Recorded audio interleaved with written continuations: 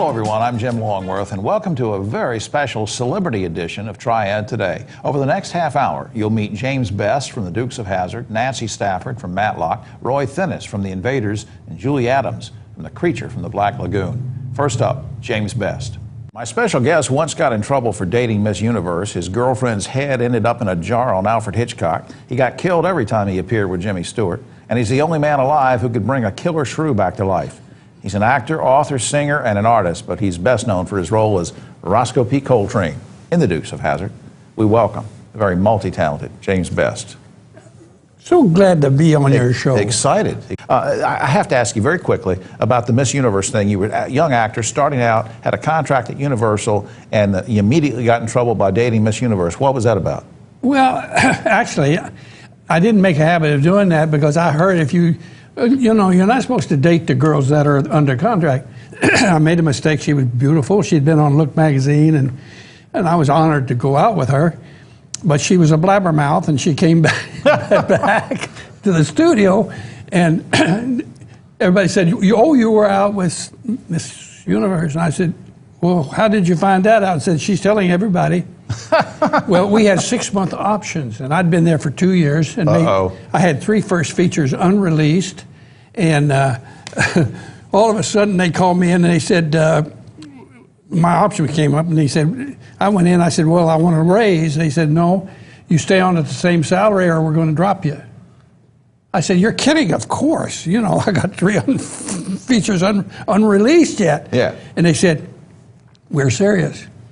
Well, they didn't like you dating Miss Universe either. I got a little upset and told them no. And, you didn't say it just like that, did you? No, I did not. No, you didn't. Well, you've always spoken your mind. One of my favorite quotes from your book, and by the way, I want to give a plug for this book. You can get it on Amazon. I think you can get it on your website, too. We'll give that. It's called Best in Hollywood. This is I went back and read it again for the second time. This is a great read. What a great book. And our good buddy Jim Clark helping with that book, too. But one of my favorite quotes in here is about Jimmy Stewart. He put you in a lot of movies. He just loved you.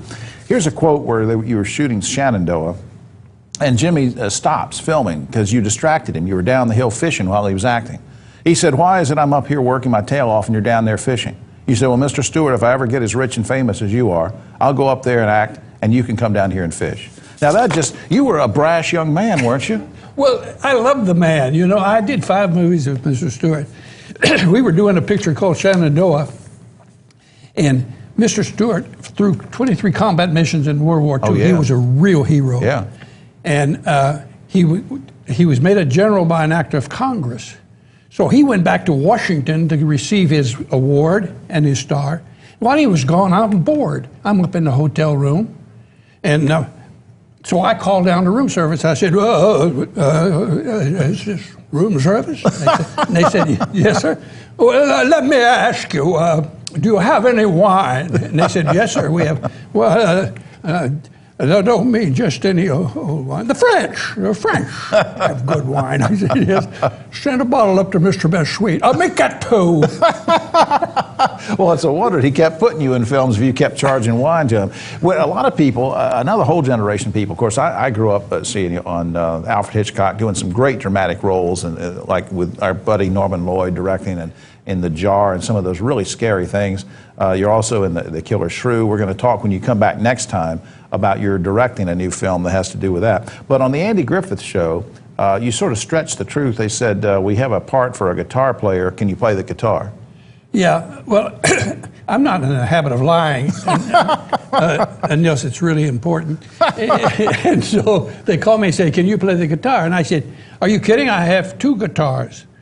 And so I got over on the set and they said, this is the music. And I said, I can't play that. They said, you lied. You said you could play the guitar. I said, no, I did not lie. I said, I have 2 guitars. And it worked out. But I said, I'll play it, and I'll finger it in such a way that, unless you're a fine musician, you won't know the difference. And you know, I've been asked, I bet 10,000 times, did you actually play the guitar? And so I will tell you now, it was not me.